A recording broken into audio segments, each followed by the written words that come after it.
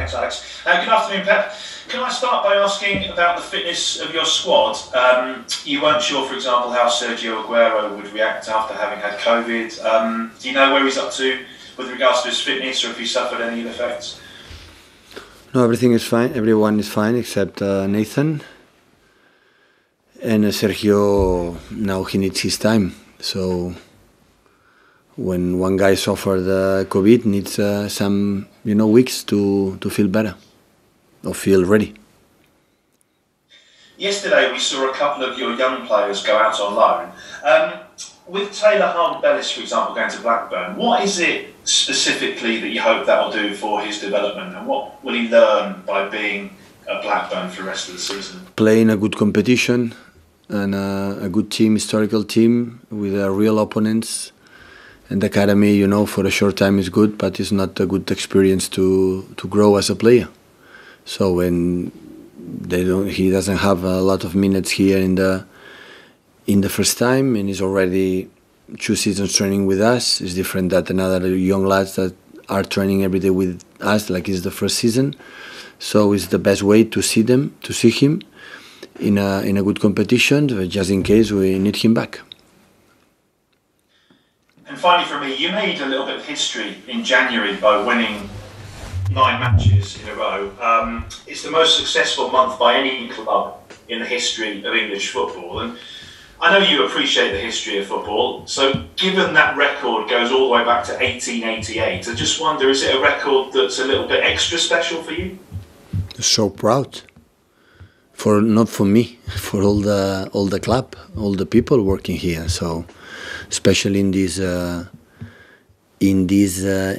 year, like everyone is more difficult. Of course, we are so proud. It means if nobody has done before, it's how difficult it is, even in good moments. In incredible, huge clubs and teams have been in all history in England, and be able to do it. But no, the target is not this. The target is arrive at the end of the Premier League, fighting for the titles, or for the Premier League. But when I realized what we have done, so it was, wow, it was so good. It's not easy win all the January month here in this country. Go to Hugh Ferris, please, guys.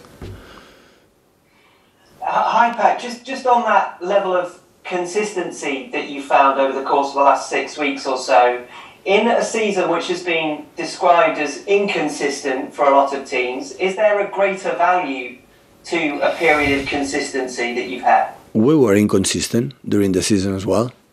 So, and we will see how consistent still we are. But yeah, we prove in different type of games. Some games we were more comfortable. Some other games we fought until the last minute. So it cannot be another way. So yeah, but if you tell me what's going to happen in the future, my future, is Burnley. The rest we will see next one.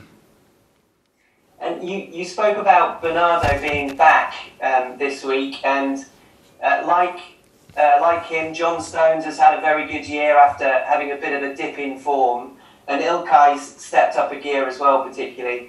Have you said anything to them to help that happen? Is it a mental thing with them, a physical thing, or even a tactical thing that's helped them blossom again this season? Everything is important, but I think to reach what we have reached these last 6 weeks, like you said, is everyone was involved, and I think everyone play minutes. I'm a guy like rotate the players quite often. I'm not a big fan just start 11 play every week. First, because mental and physicality, no human being can sustain it if you pretend to be high level all the time, and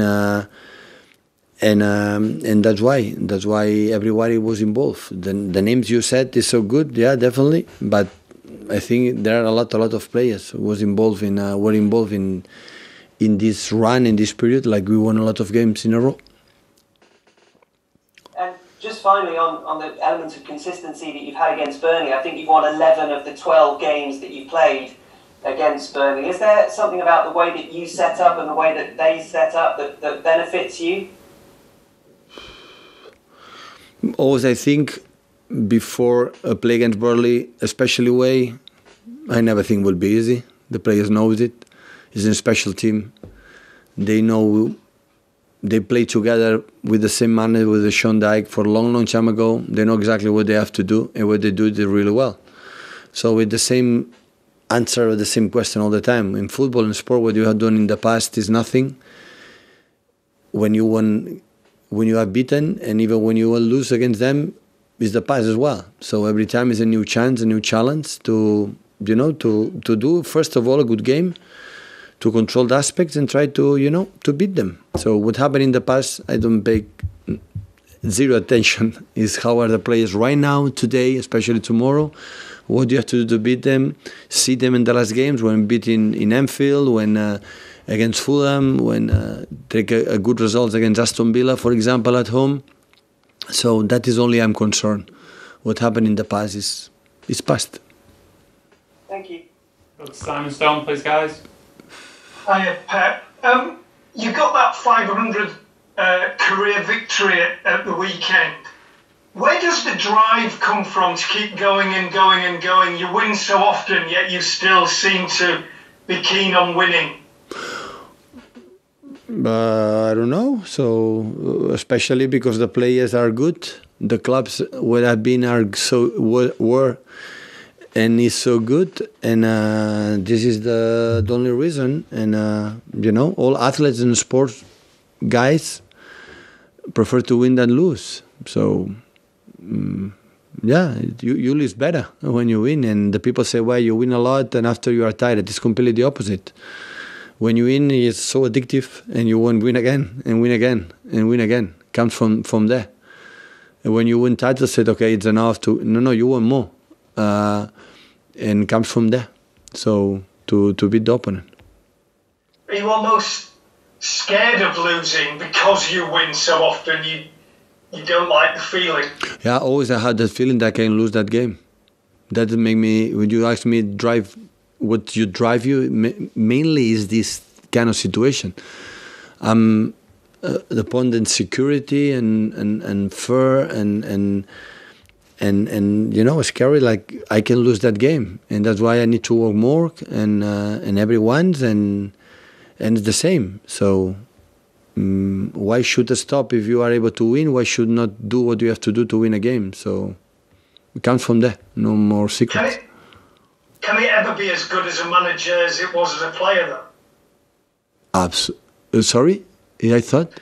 Can it ever be as good winning as a manager as it was when you were a player? The pleasure for the player is incomparable. So I would change right now to be a football player. At the football player, you share it with your mates and the moments of training session, the locker room. The manager you have to a staff, it's okay, but you cannot, celebrate it in different way. And especially because at the moment, the 90 minutes, we can shout, we can move our arms, so but our influence is so minor. So I had that feeling when I had the ball in my feet, someone said, oh, now I can control the game. Now I had the feeling I can decide what's happening. Outside, you cannot. So the pleasure to play football is incomparable. So to be a manager. It just, I would say it is a way to continue to be involved in this lovely game.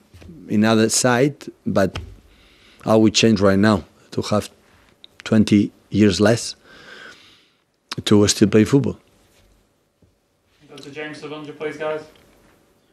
Pep, it's been an incredible run when you think about it, 12 victories in a row, but are you excited by the fact that there is still room to improve with this squad?